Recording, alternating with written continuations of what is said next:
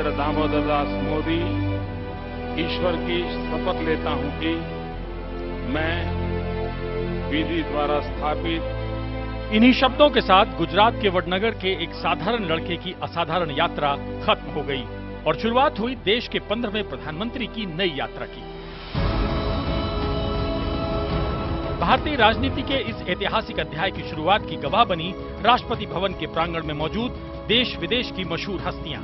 ऐसा अध्याय जिसके एक एक शब्द को खुद नरेंद्र मोदी ने लिखा है। जब पाकिस्तान के प्रधानमंत्री नवाज शरीफ ने मोदी के शपथ ग्रहण में शामिल होने का न्योता स्वीकारा तो औपचारिक तौर पर प्रधानमंत्री बनने से पहले ही नरेंद्र मोदी की झोली में एक बड़ी कूटनीतिक जीत आ चुकी थी। मोदी और नवाज के इस सांकेतिक व्यवहार को चौतरफा वाहवाही मिली। नवाज शरीफ साहब to accept the invitation, I think is a clear indicator that he wants to move forward. Yes, I think it's a positive move. I would welcome the signaling to the neighborhood that the neighborhood matters to us.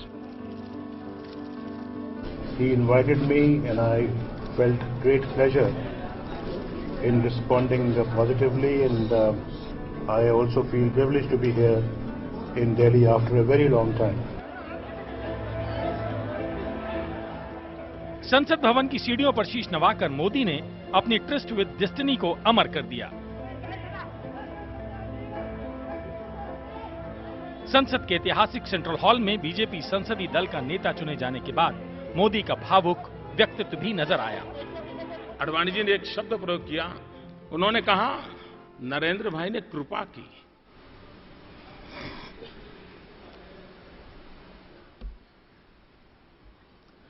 जैसे भारत मेरी मां है,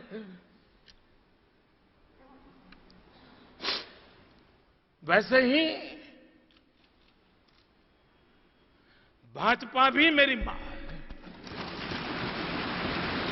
विजय के बाद सौम्यता दर्शाते हुए मोदी ने अपनी ऐतिहासिक जीत को उम्मीद की जीत करार दिया। ऐसी उम्मीद जो गरीबों के मन में जगी है। भारतीय जनता पार्टी को संपूर्ण बहुमत देने का मतलब होता है लोगों ने आशा और विश्वास के लिए मतदान किया है।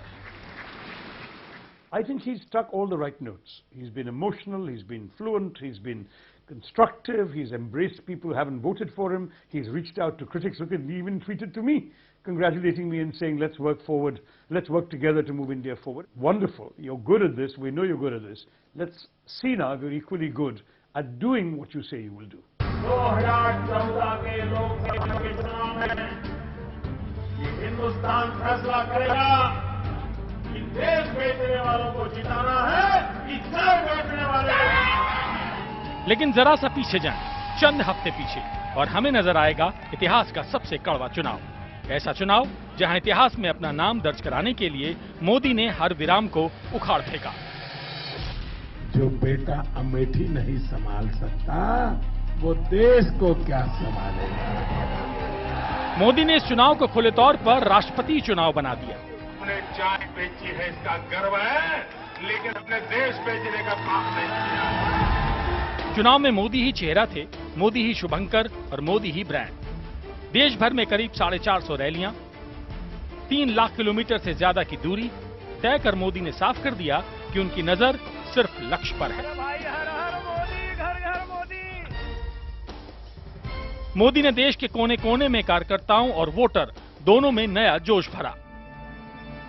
इसमें कहीं दो मत नहीं है कि जिसे हमने प्रधानमंत्री के उम्मीदवार के रूप में घोषित किया था नरेंद्र भाई मोदी को, उन्होंने अथक परिश्रम किया है। मैं समझता हूं स्वतंत्र भारत के इतिहास में किसी राजनेता ने इतनी रैलियों को और इतने कार्यक्रमों को इतने कम समय में कभी भी संबोधित नहीं किया होगा। मोदी पर बरसों से बांटने वाले नेता की मोहर लगी रही, सिर्फ इसलिए क्योंकि गुजरात में 1947 के बाद के सबसे भयंकर सांप्रदायिक दंगे हुए और उस समय वो वहां के मुख्यमंत्री थे। लेकिन 2014 में मोदी ने खुद की रीब्रांडिंग की और विकास को नारा बना दिया और नतीजों ने साबित कर दिया कि मोदी का अतीत इतिहास हो चुका है। लोगों ने ऐसे शख्स पर भरोसा किया है जिसने बीजेपी को 10 साल के वनवास से निकाला है और पार्टी को ऐतिहासिक 282 सीटें दिलाई हैं। लुटियन की दिल्ली में चिकनी सड़कों पर दौड़ता मोदी का काफिला, एक प्रधानमंत्री की शान और शौकत का अद्भुत नजारा। मोदी बनाम कांग्रेस के युवराज राहुल की चुनावी चुनौती एक शानदार राजनीतिक मुकाबला हो सकता था, लेकिन राजनीति के इस महाकाव्य का जब पटाक्षेप हुआ तो तय हो गया कि कहानी का केंद्रीय चरित्र और महानायक सिर्फ मोदी ही थे। 5 रुपए की टॉफी आती है। गुजरात में मोदी जी ने 1 रुपए के लिए 1 मीटर जमीन बेची। पूरे चुनाव के दौरान नमो और रागा के बीच शब्द युद्ध जारी रहा। 2 विचारधाराओं की लड़ाई। वो सोच रही थी पहले कि बेटा कुछ करके दिखाएगा। राहुल की परवरिश राजनीतिक वफादारियों के बीच हुई और मोदी की संघ की शाखाओं में। राहुल कभी भी किसी पद पर नहीं रहे। मोदी 4 बार गुजरात के मुख्यमंत्री बने। कांग्रेस को इतिहास की सबसे बुरी मात देकर महज 44 सीटों में समेटने के बाद मोदी कह सकते हैं कि दरअसल उनके और राहुल के बीच कोई मुकाबला कभी था ही नहीं। And as Vice President of the party, I hold myself responsible. अब तो विरोधी भी कहते हैं नहीं थकते कि चुनाव प्रचार कैसे किया जाए, ये मोदी से ही सीखना पड़ेगा। His travels, his speeches, his IT work, the extraordinary rapidity with which he would make a speech in one place impromptu without a text, and I think by comparison we came across as more traditional in our campaigning outreach, less quick on our feet. I don't think Rahul Gandhi worked any less hard. Marketing पैंतरेबाजी की संज्ञा देकर मोदीवाद को अनेक बार खारिज किया गया, लेकिन अंत में वही सही साबित हुआ। और आज आरएसएस का हिंदूवाद भी मोदीवाद के सामने फीका नजर आ रहा है। माय आइडिया ऑफ इंडिया सत्यमेव जयते। माय आइडिया ऑफ इंडिया वसुधैव कुटुंबकम। कभी जो मोदी पर हुक्म चलाते थे, आज मूक दर्शक हैं। आज बीजेपी नरेंद्र मोदी है और नरेंद्र मोदी पार्टी। आप कमल के निशान पर बटन दबाइए, आपका वोट सीधा सीधा मुझे मिलने वाला। गोधरा के बाद गुजरात में जो कुछ हुआ उसकी भी उतनी कठोर निंदा होना चाहिए। मार्च 2002 गुजरात दंगों के 1 महीने बाद प्रधानमंत्री अटल बिहारी वाजपेयी की गुजरात यात्रा। राजधर्म का पालन करें। राजा के लिए, शासक के लिए प्रजा प्रजा में भेद नहीं हो सकता, न जन्म के आधार पर, न जाति के आधार पर, न संप्रदाय के आधार पर। हम भी वही कर रहे हैं साहब। मुझे विश्वास है कि नरेंद्र भाई यही कर रहे हैं। राजधर्म का पालन, महाभारत की सूक्ति को दोहराया था वाजपेयी ने। साफ दिख रहा था कि गुजरात में जो कुछ हुआ उससे वो मोदी से नाराज हैं। अब कहना मुश्किल है कि चुनाव पर क्या क्या असर पड़ा। एक असर ये पड़ा कि चुनाव में हम हार गए। गुजरात दंगों के कुछ ही दिन बाद गोवा में बीजेपी की राष्ट्रीय कार्यकारिणी की बैठक। वाजपेयी मोदी को मुख्यमंत्री की कुर्सी से हटाना चाहते थे, लेकिन आडवाणी अड़ गए कि ऐसा नहीं होना चाहिए।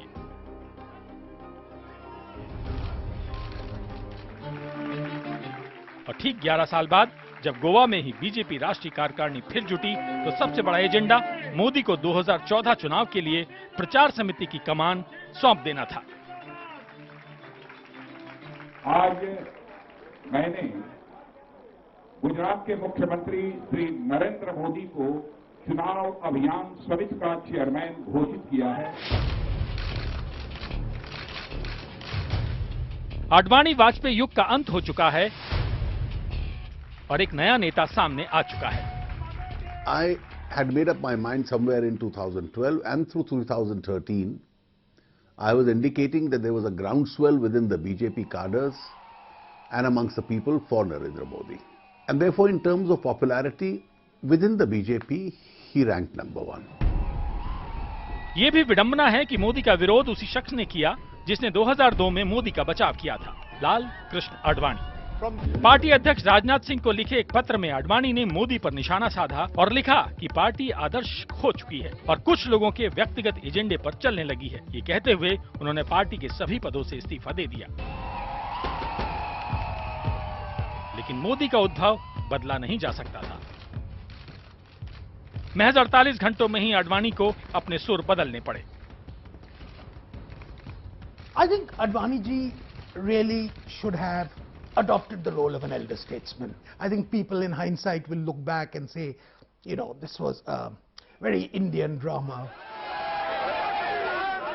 अक्टूबर 2001 में आडवाणी ने खुद गुजरात के मुख्यमंत्री पद के लिए नरेंद्र मोदी को चुना था। मोदी को मंत्र मिला था, गुजरात बीजेपी में अंतर्कलह खत्म होनी चाहिए। मैं जीवन में कभी चुनाव नहीं लड़ा था, इवन स्कूल के अंदर भी मैं कभी मॉनिटर का चुनाव नहीं लड़ा। गुजरात के बड़े अफसरों के साथ अपनी पहली बैठक मोदी अब भी याद करते हैं। सेक्रेटरी की परिचय बैठक होती है पहली, मन में ने ये सब बड़े लोग हैं, ये मन से धारणा बचपन से है, उनके सामने मुझे बैठना था। धक्का उनको तब लगा कि उसके बाद मैं सबको नाम से बुलाने लग गया। उनके बीच में जो चर्चा हुई, जो मुझे बाद में पता चला, बोले यार सीएम हमको मूर्ख बना रहे हैं, उनको सब आता है। फाइलों और लाल फीताशाही से मोदी को चिढ़ है। वो खुद कहते हैं कि वो कागजी कार्रवाई कम करते हैं और जल्द फैसले लेते हैं। फाइल नाम की चीज पढ़ना, ये तो मेरी बोरिंग भी प्रकृति में ही नहीं है, मैंने कभी जिंदगी में देखा नहीं। मैंने कहा फाइल में मुख्य बातें क्या है, जरा मुझे बता दीजिएगा। तो उन्होंने मुझे बताया, मैंने कहा मेरे लिए इतना काफी है, आप इसको ले जाइए।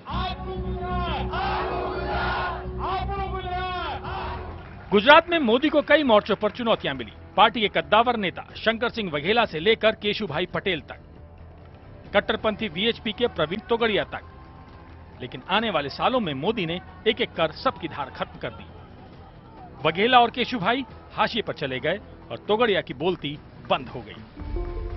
गुजरात विधानसभा में जब मोरारजी देसाई के बाद देश के दूसरे गुजराती प्रधानमंत्री का सम्मान किया तो वघेला ने भी मोदी का स्वागत किया, लेकिन याद भी दिलाया कि मोदी को कई वादे निभाने हैं। दाऊद क्या अफगानिस्तान में गयो साहब? You have said you will get Dawood back if you have majority. Please ensure you fulfill these promises. હવે ઓબામાનું તો મોત છે, ઓબામાને પ્રોબ્લેમ થવાનું છે। मोदी की शुरुआती चुनौतियों में 2001 के भूकंप के बाद गुजरात को फिर से खड़ा करने का काम भी शामिल था। मोदी को याद है मुख्यमंत्री बनने के बाद की भुज यात्रा। मैंने एक एक अफसर को एक एक तहसील का इंचार्ज, जो पूरे राज्य के बड़े अफसर थे, उसको एक तहसील में मैंने फिट कर दिया। लेकिन ये कहा you are a chief minister, बिल्कुल झिझक मत कीजिए। उस दौर में मोदी के साथ काम कर चुके अफसर कच्छ के पुनर्निर्माण को आज भी याद करते हैं। We had a major problem in Kutch, for example, of town planning. He took personal interest and made it a point that every 10 days, 15 days, he will make a personal visit, sit there for the whole day and direct the efforts in the right direction so that we can able to achieve it. 5 crore गुजरातियों की शक्ति के भरोसे हम आने वाले दिनों में एक गुजरात के स्वाभिमान की लड़ाई लड़ने वाले हैं। गुजरात की राजनीति धीरे धीरे मोदी के आसपास केंद्रित हो गई और गुजरात को मोदीवाद की प्रयोगशाला कहा जाने लगा। मोदी ने अपने समर्थकों को जाति विहीन हिंदुत्व, गुजराती अस्मिता और तेज आर्थिक विकास का मंत्र दिया। उसकी स्पीच बहुत अच्छी है। He has given Gujaratis the global platform.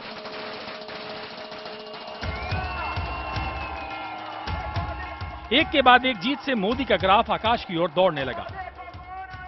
2002, 2007 और 2012 लगातार जीत हासिल कर मोदी रिकॉर्ड चौथी बार मुख्यमंत्री बन गए। प्रभावी प्रभात से आप विजय बनाओ, विकास को प्रभात उठते नहीं आपने क्या किया। 2009 के आम चुनावों तक मोदी बीजेपी के स्टार प्रचारक थे,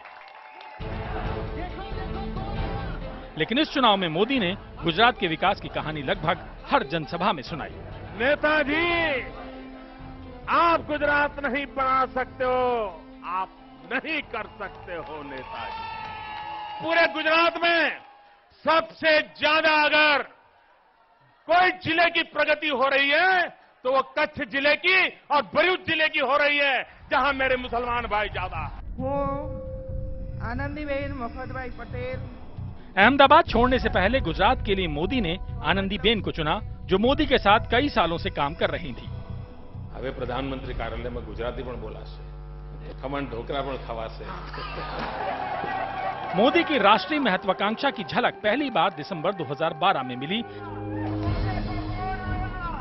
जब विधानसभा चुनाव जीतने के बाद मोदी ने गुजराती नहीं हिंदी में भाषण दिया। मोदी जी ने गुजरात का कर्ज तो चुका दिया है, हिंदुस्तान का कर्ज चुकाएं। मोदी की भाषण कला सराहनीय है और मोदी ने इसका इस्तेमाल भी खूब किया। 15 अगस्त 2013 को जब मनमोहन सिंह लाल किले की प्राचीर से अपना अंतिम भाषण दे रहे थे, मोदी ने भी भुज में लाल किले का नमूना बनवाकर भाषण दिया और साफ कर दिया कि मोदी अब प्रधानमंत्री से कम पर नहीं रुकने वाले। आइए गुजरात और दिल्ली की स्पर्धा हो जाए, विकास की स्पर्धा हो। आप विकास के क्षेत्र में क्या कर रहे हैं, हम विकास के क्षेत्र में क्या कर रहे हैं। हमारी कमियां भी बाहर आए, आपकी अच्छाइयां भले बाहर आए, लेकिन देश में तंदुरुस्त माहौल बने। That was when it became clear it's not merely Narendra Modi leading the campaign, but Narendra Modi being at the helm of a very different type of campaign. That he was presenting himself as an alternative presidential candidate. Modi को प्रधानमंत्री पद का उम्मीदवार बनाने का मंच सज चुका था। सितंबर 2013 को संघ प्रमुख मोहन भागवत ने आडवाणी और सुषमा स्वराज से कहा कि घोषणा में देरी करना उचित नहीं है, खासतौर से तब जब 4 अहम राज्यों में विधानसभा चुनाव सिर पर हो। सुषमा जी, आप इस फैसले के साथ आडवाणी, हाँ जी बिल्कुल।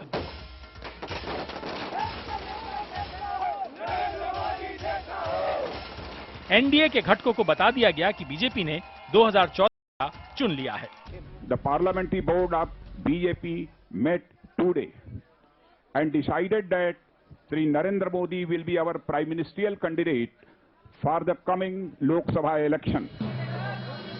जब मोदी को प्रधानमंत्री पद का उम्मीदवार घोषित किया गया तो एकता की तस्वीर पेश करते हुए बीजेपी के सभी दिग्गज एक मंच पर दिखे, बस आडवाणी नजर नहीं आए।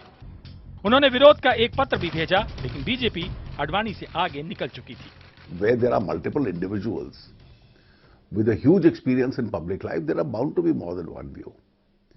And the alternative view was not that Modi should not become the prime ministerial candidate. The alternative view was, should we wait till after the state assembly elections are over? It was on the timing of the announcement. And therefore, finally, when you develop a consensus, one view has to give way to the others. लेकिन आज आडवाणी ने भी मान लिया है कि मोदी युग शुरू हो चुका है।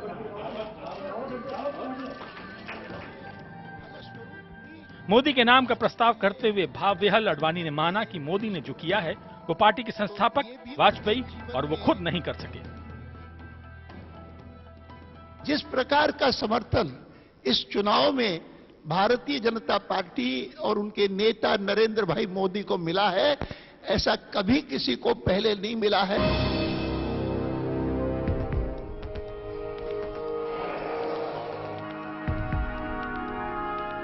वडनगर गुजरात के मेहसाणा जिले में छोटी सी आबादी वाला शहर। इसी वडनगर की गलियों में खेलते कूदते 1950 में जन्मे मोदी पले बढ़े। मोदी के पिता रेलवे स्टेशन के नजदीक एक चाय की दुकान चलाते थे। साइकिल पर भगवताचार्य नरेंद्राचार्य हाई स्कूल जाते हुए नरेंद्र मोदी हमेशा जानते थे कि उनका असली मुकाम ये तंग गलियां नहीं हैं। आज वडनगर में हर शख्स की जुबान पर नरेंद्र मोदी की कोई ना कोई कहानी है। એટલો બધો જિદ્દી હતો ને કે જે કામ કરે ને એ પૂરું કરીને આવે। स्कूल के अलावा नरेंद्र मोदी रोज 2 बार संघ की शाखा में भी जाते थे।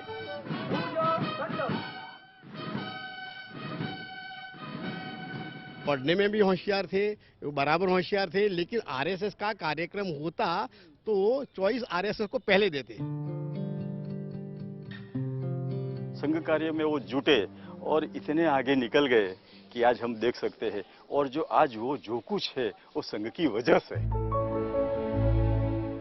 सिर्फ थिएटर और परिचर्चाएं ही थी जहां मोदी का मन लगता था।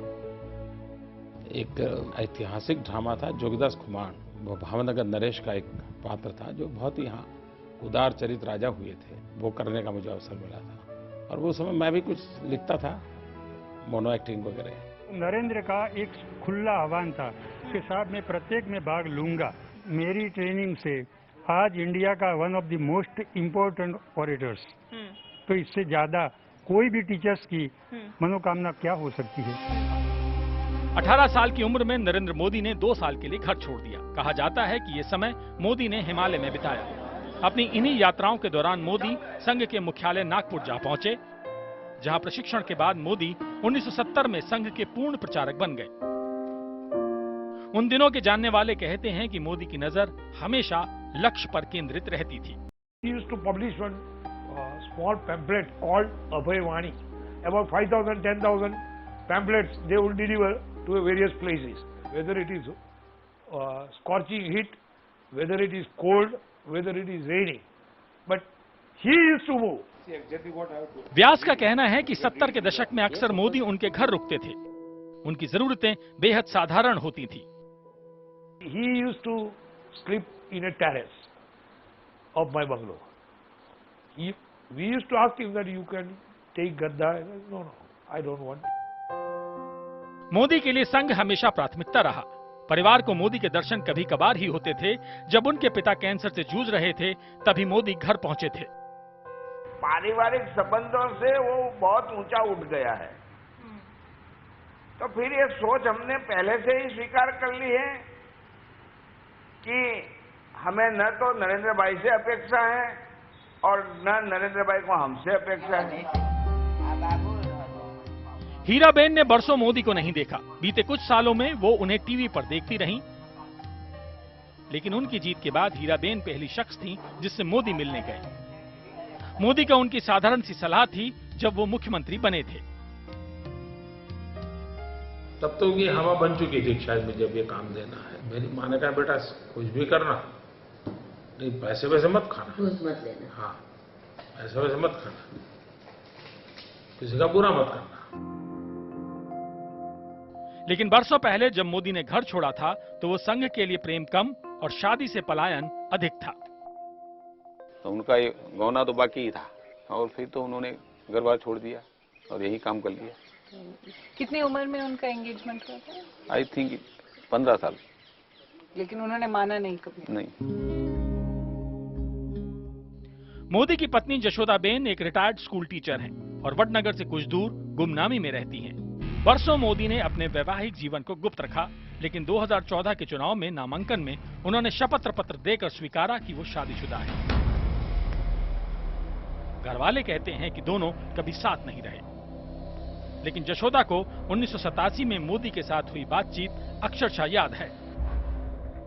कोई दिवस कोई प्रश्न करे ज नहीं एम जोड़े शा माटे करवो पड़े, ये एमना रस्ता आपड़ा रस्ता को करवा करवू पड़े અને શું આ માટે કરવું પડે? આપણે કોઈ એવી આશા રાખી નથી, એટલે ભગવાન પર આશા રાખી બસ આપણે। आज भी जशोदाबेन को मोदी से कोई उम्मीद नहीं है। આપણે તો ખુશી છે કેમ ના હોય? શા માટે ના હોય ખુશી? આપણે તો ખુશી થાય ને કે આટલા વર્ષે આપણને પત્ની તરીકે જાહેર કરે એટલે। 1975 में आपातकाल के दौरान मोदी विद्यार्थी परिषद के सदस्य थे और महीनों छिपे फिरते रहे। कई बार तो भेष बदलकर आपातकाल ने गांधी परिवार के लिए मोदी के मन में नफरत को और गहरा कर दिया और आज भी वो गांधी परिवार पर तीखे प्रहार करते नहीं थकते। दिल्ली में डॉक्टर मनमोहन सिंह जी की सरकार नहीं है, वहां तो माँ बेटे की सरकार है, माँ बेटे। 80 और 90 के दशक में मोदी ने खुद को चुनावी राजनीति से दूर रखा। वो संगठन में रहे और बीजेपी को चुनाव जिताने के लिए काम करते रहे। 1991 में मोदी ने मुरली मनोहर जोशी की कन्याकुमारी से श्रीनगर तक की एकता यात्रा का जिम्मा संभाला। मोदी स्वर्ण जयंती यात्रा के दौरान आडवाणी के सारथी भी रहे। क्रांति के मैदान से चली हुई यात्रा પછી અમે પાલનપુર ગયેલા એટલે એ દિવસે એ રાક્ષસદાસ સરકારે પાલનપુર રેલવે સ્ટેશન એમનું સ્વાગત હતું કાશ્મીરથી બરાબર એટલે અમે મિત્ર તન રૂબરૂ તન મામાને મળવા માટે લઈ જવું। लंबे वक्त तक मोदी बीजेपी के ऐसे कार्यकर्ता रहे जो सामने नहीं आते, लेकिन 2014 के चुनाव में वो भगवा चुनौती का चेहरा बने। उनकी मौजूदगी से संघ और दूसरे कार्यकर्ता जोश में थे तो एनडीए में मोदी को लेकर दोफाड़ शुरू हो गया और लंबे समय से साथ रहा जेडीयू अलग हो गया। आया तो बार बार संदेशा अमीर का, हमसे मगर हो न सका सौदा जमीर का। जून 2013 में मोदी के बीजेपी प्रचार समिति के अध्यक्ष बनते ही मोदी के प्रधानमंत्री पद का उम्मीदवार बनने का रास्ता साफ हुआ। नीतीश कुमार ने बीजेपी के साथ जेडीयू का 17 साल पुराना रिश्ता तोड़ दिया। वापिस बीजेपी के साथ किसी भी प्रकार के संबंध की बात को छोड़ दीजिए, उसकी कोई गुंजाइश नहीं। बीजेपी और जेडीयू में यह सहमति रही कि गुजरात दंगों के दाग लिए मोदी बिहार से दूर रहेंगे।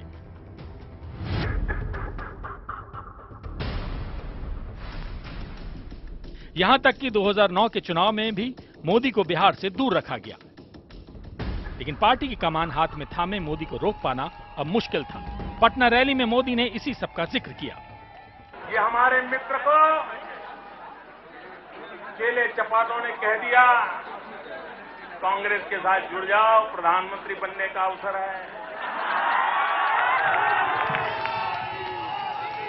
कुछ देर के लिए लगा था कि मोदी को चेहरा बनाने से बीजेपी चुनाव में अलग थलग पड़ जाएगी, लेकिन दिसंबर 2013 के विधानसभा चुनाव ने पार्टी के हौसले बुलंद कर दिए। बीजेपी ने मध्य प्रदेश और छत्तीसगढ़ में वापसी की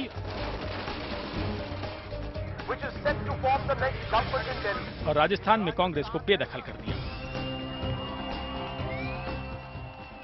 कांग्रेस के मुकाबले बीजेपी की साख बढ़ती देख नए सहयोगी भी जुड़ने लगे।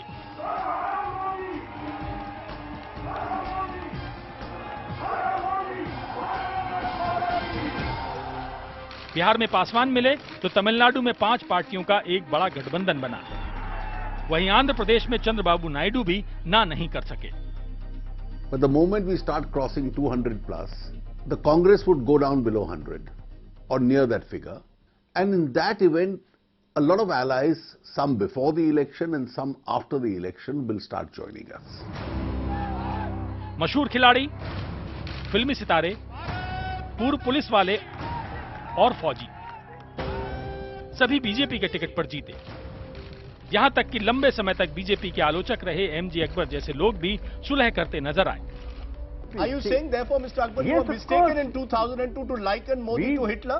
We were mistaken in putting the personal linkages. Of course, there were riots and the government is responsible, but in the personal linkages that we attributed, that have been proven wrong, and we should have the ability to accept the fact. लेकिन मुसलमानों के साथ मोदी के रिश्ते आसान नहीं रहे। गुजरात दंगों पर अब भी मोदी के पास साफ जवाब नहीं है। कार चला रहे थे, फिर भी एक छोटा कुत्ते का बच्चा भी अगर कार के नीचे आ जाता है तो हमें पेन फील होता है कि नहीं? होता है।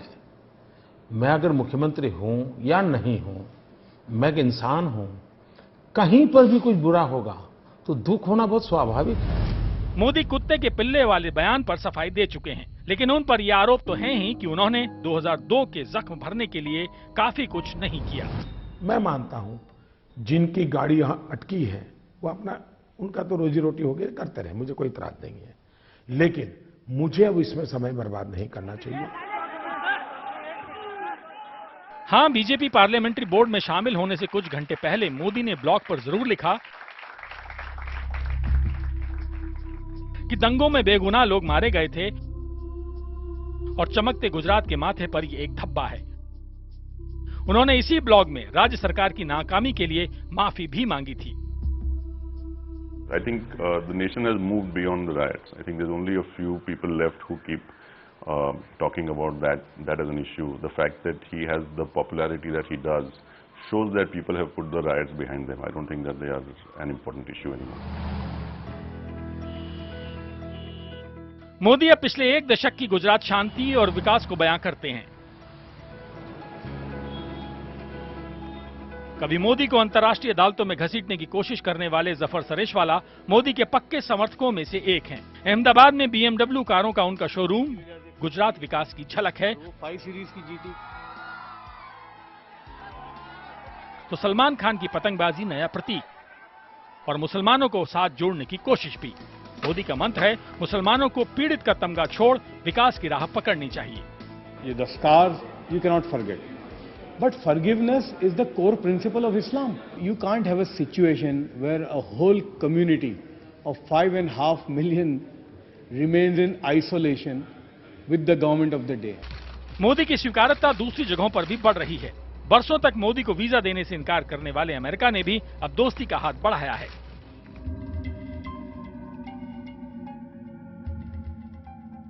लेकिन 2002 के दंगों में 69 मौतों की गवाह गुलबर्ग सोसाइटी की सोच मोदी को लेकर नहीं।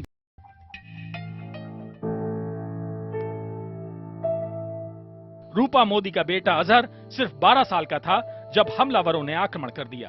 अजहर आज तक नहीं लौटा है। क्या हजारों बच्चे गुम हो गए, उनके रोते हुए आप कैसे दिल्ली तक पहुंचे?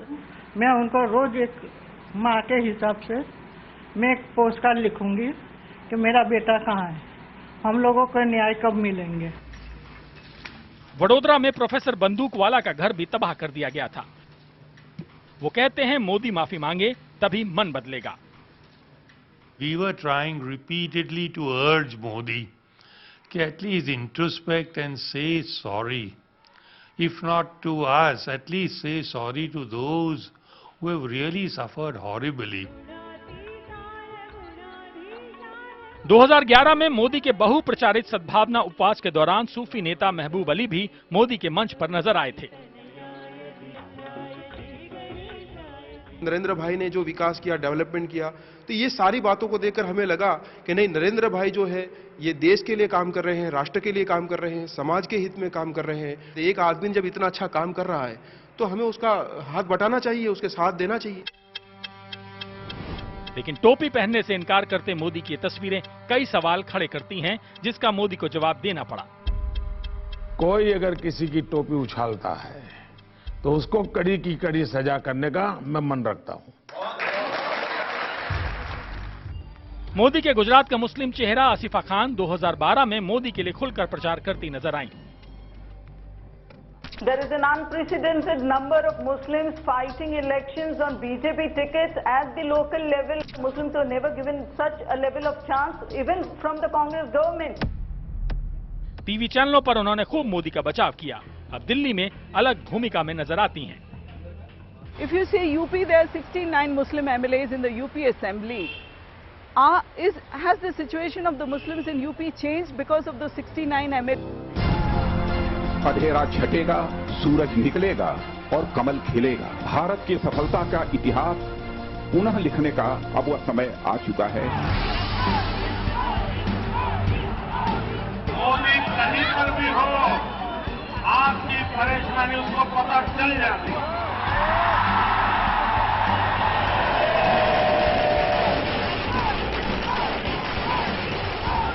अच्छे दिन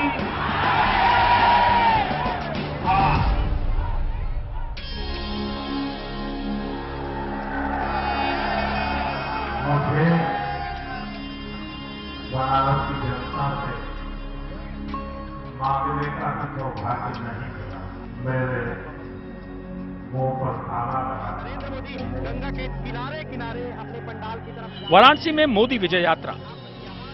धर्म नगरी ने अपने नए सांसद का शानदार स्वागत किया। पार्टी अध्यक्ष राजनाथ सिंह और करीबी अमित शाह के साथ मोदी ने गंगा आरती भी की।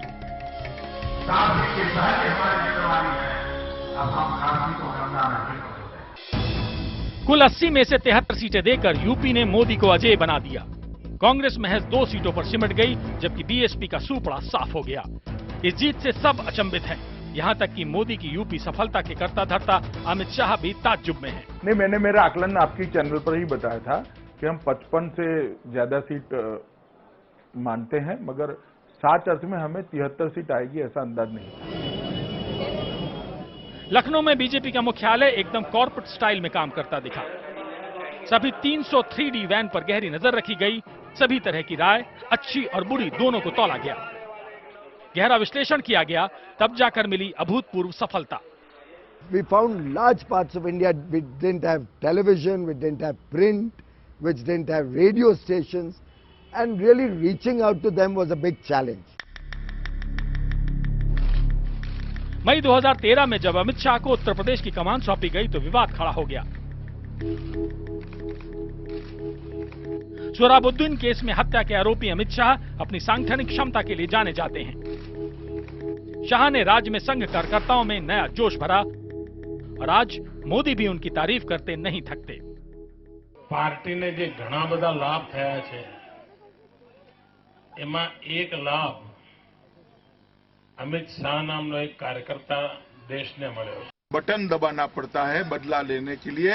बटन सही जगह पे दबाओगे तो जिन्होंने ये काम किया है उनको अपनी जगह बताओ। सितंबर 2013 में हर पार्टी का नेता मुजफ्फरनगर दंगों पर उछलता नजर आया, लेकिन दंगों के बाद हुए ध्रुवीकरण का सीधा फायदा बीजेपी को मिला। दलित, यादव और जाटों ने एक साथ मिलकर मोदी को वोट दिया। हमें हिंदू से मतलब है, मोदी को वोट देना है, विकास होना है और परिवर्तन करना है सरकार को। भारत विजयी हो, भारत माता की जय। लेकिन सफलता की गाथा अकेले यूपी में ही नहीं लिखी गई, पूरे देश में एक लहर नजर आई। चुनाव को राष्ट्रपति पद्धति की तरफ मोड़ने का बीजेपी का फॉर्मूला कामयाब हो गया। पार्टी के हर बोर्ड, हर बैनर पर मोदी की तस्वीरें दिखने लगी। सुषमा स्वराज, उमा भारती, आडवाणी सरीखे पिछले जमाने के लोकप्रिय नेता कहीं नजर नहीं आए। पर जाग रहा है देश मेरा, हर भारतवासी जीतेगा, हर भारतवासी जीतेगा।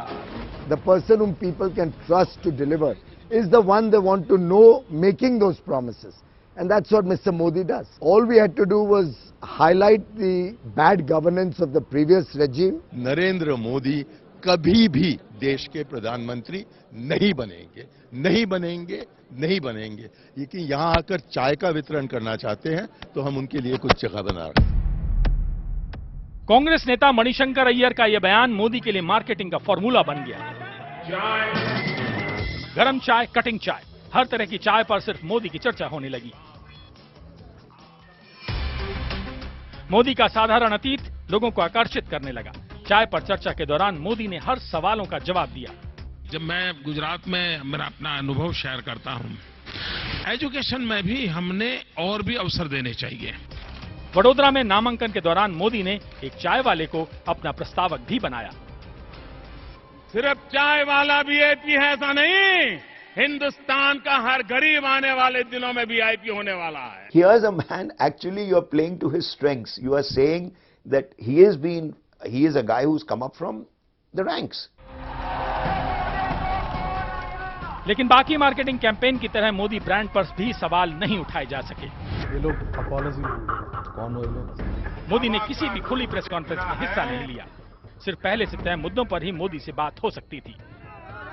125 करोड़ देशवासी एक कदम चले, देश 125 करोड़ कदम आगे बढ़ जाएगा। लेकिन अद्भुत जीत हासिल करने के बाद मोदी हर मौके पर देश को संबोधित करते हैं।